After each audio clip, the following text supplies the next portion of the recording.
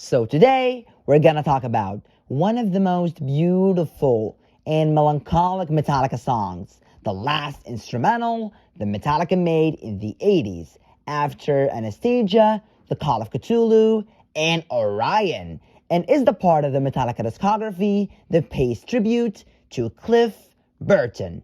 And this song is To Live Is To Die. So welcome friends to yet another episode of Why They Don't Suck.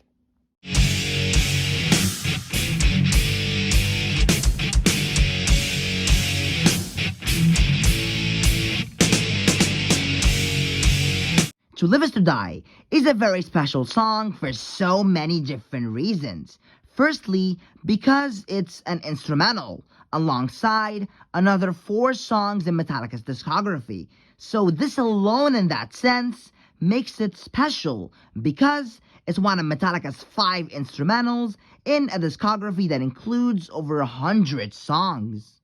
Also, To Live Is To Die, as we said, is a tribute to the man himself, the musical genius Cliff Burton, who was such a huge part of Metallica's history. He introduced harmonies, he introduced the usage of melodic riffs, and then he tragically passed away in a bus accident in the Master of Puppets tour. So that alone gives To Live Is To Die a certain depth that simply is not found anywhere else in Metallica's discography.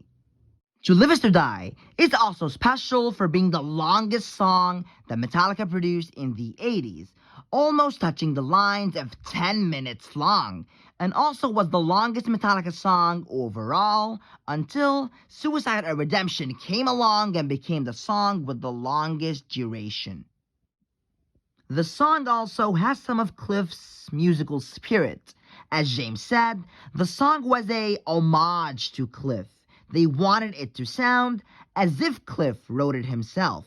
For example, the sad, slow, beautiful intro to the song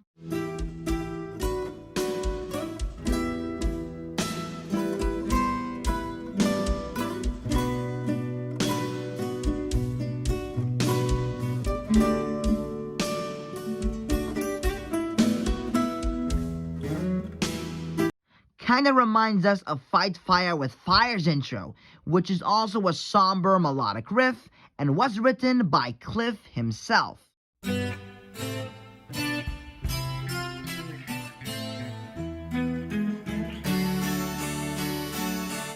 And now we get to the main riff of the song. This riff is very simple. It's one of the easiest Metallica riffs to play on guitar, which I think was done very intentionally by James to make the riff convey all the emotions of anger, frustration, and sadness caused by Cliff's passing. Let's just cut off all the bullshit and make it as straight to the point and as in your face as possible.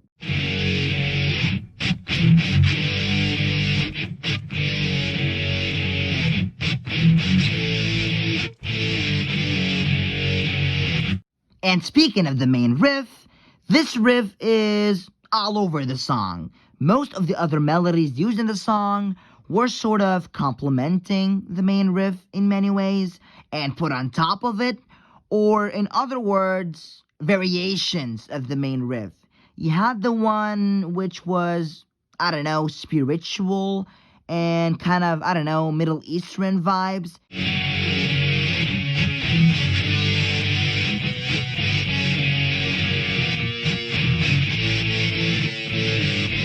And the other one has this trademark Justice sound, which I like to describe as the electrified sound.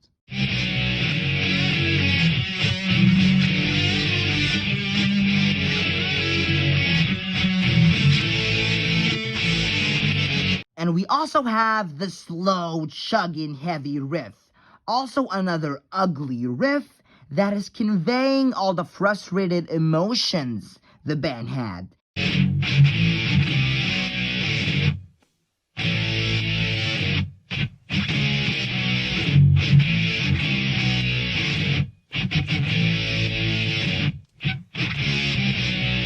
And fun fact about this riff, it is one of Metallica's oldest riffs, written way back in the Dave Mustaine, Ron McGovney days.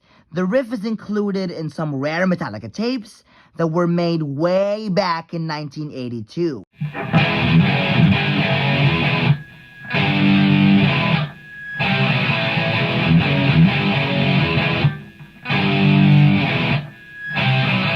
So can you believe it? A part of To Live Is To Die was written even before Kill 'Em All was released. And we also have some sweet recordings of Lars humming the riff on tape. Part 2.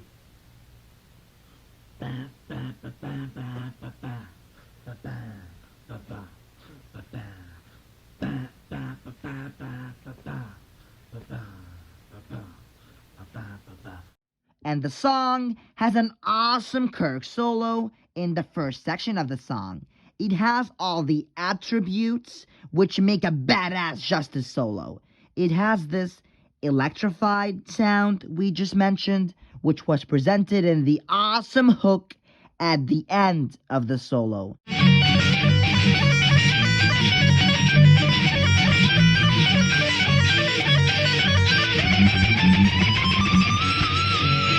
It also has this weird-ass intro to the solo.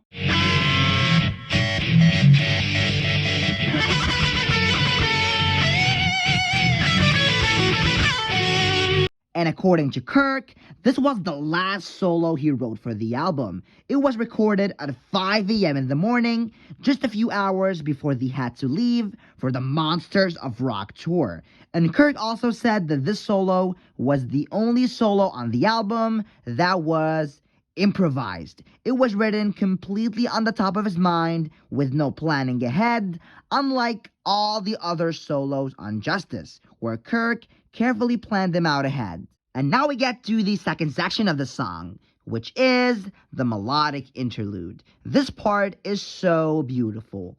It's so emotional. And to most people, this section is the song for them. It's the part they immediately think of when Metallica's tribute to Cliff gets mentioned. And this section contains a lot of things. You have the beautiful harmony it starts with.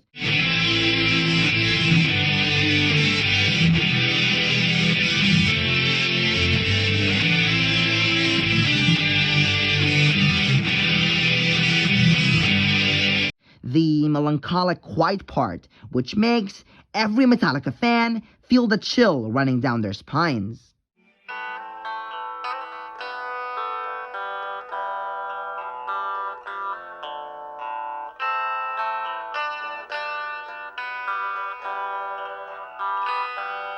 And To Live Is To Die is also one of the few Metallica songs that has a James solo, alongside Master of Puppets, Nothing Else Matters, The House Jack Built, etc. So add this to the huge list of things that makes this song so special. It has a James Hetfield solo, and this solo is so damn good. It's filled with emotions, filled with beauty. Just a gorgeous piece of music right there.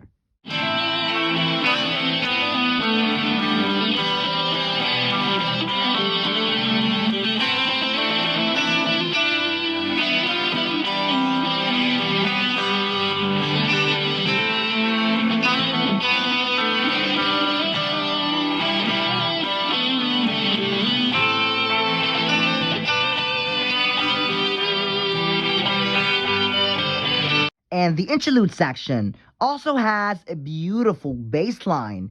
And a really interesting thing you can notice there is that there's an almost identical bass line in one. They are very, very similar. The main thing that differentiates between them is that they are in different keys. But overall, you can notice some overlap between both bass parts.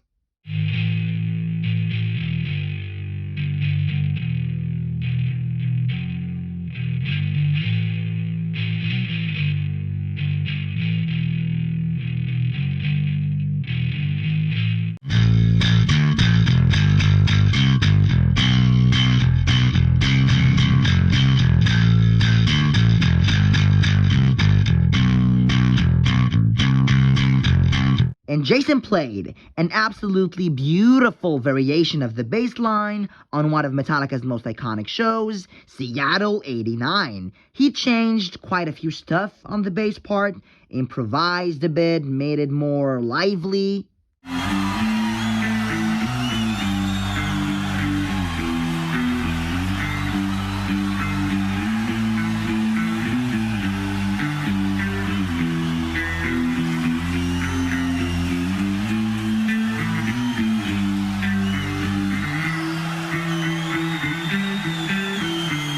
And I guess he did not do it on the record, simply because Lars and James didn't allow him to do his own thing. We all know how restricted Jason's input was on Justice. Unlike, for example, Cliff on Orion, he kept improvising bits and having fun with the bass line because he had a lot of creative freedom, unlike Jason.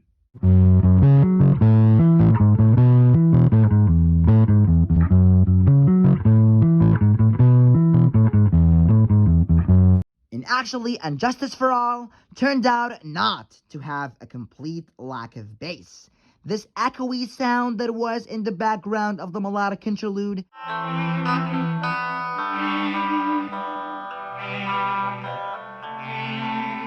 turned out to be an effect done on the bass, not a violin or whatever. And the evidence for that is that on the live performance of the song, we see Rob making the sound with his bass.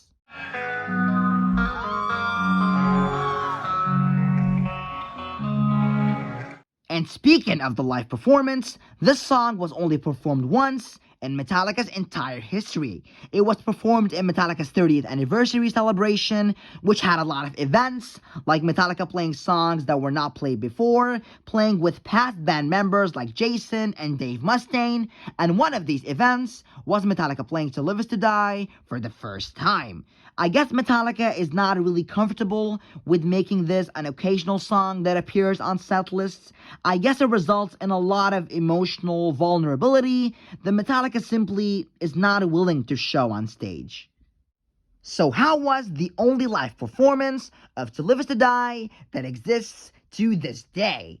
To be honest, it could have been way better. One of the things, for example, that kind of ruined it for me is Kirk playing the James solo on the interlude. He really did not perform it well at all. He didn't even do the same solo. He did this random thing that has no link whatsoever to the beauty that exists on the record.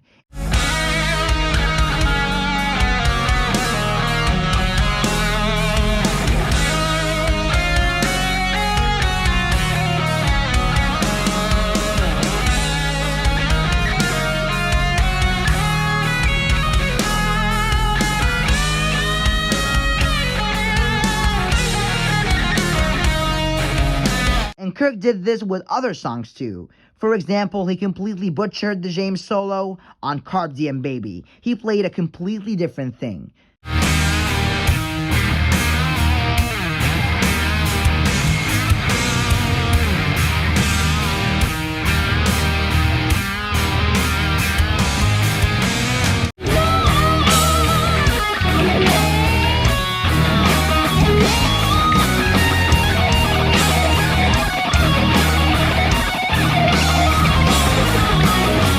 So yeah, I really hope they play this song again to do justice to this masterpiece.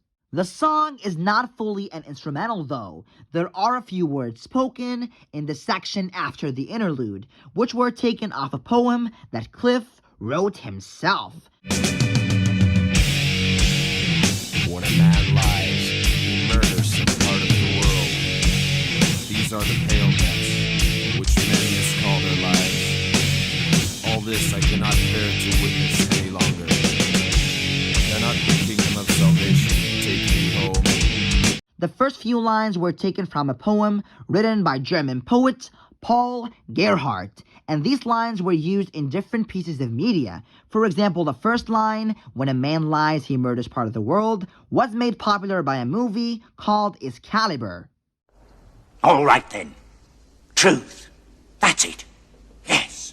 It must be truth. Above all. When a man lies, he murders some part of the world. And the second line, "These are the pale deaths which men must call their lives," was made popular from the book Lord Fowl's Bane, Book 1 of a series called The Chronicles of Thomas Covenant, the Unbeliever, written by Stephen R. Donaldson. In the book, the main character decides to write a poem to amuse himself, so he uses those lines. The rest of the poem was written by Cliff himself. As in, "All this I cannot bear to witness any longer, cannot the kingdom of salvation take me home." My interpretation of these words is that people lie, steal, murder, do horrible things, and that is not how life is supposed to be experienced. So, he cannot bear to witness this horrible reality anymore, and wishes to die and go to heaven, as in the kingdom of salvation. And Metallica recalls Cliff reciting and repeating this poem often, and actually the phrase, "Cannot the kingdom of salvation take me home," is written on Cliff's memorial stone. And as we know, the outro of the song is a bit weird. The song suddenly ends in an awkward way and transitions out of nowhere into Dyer's Eve, which is a good jump scare for first listeners.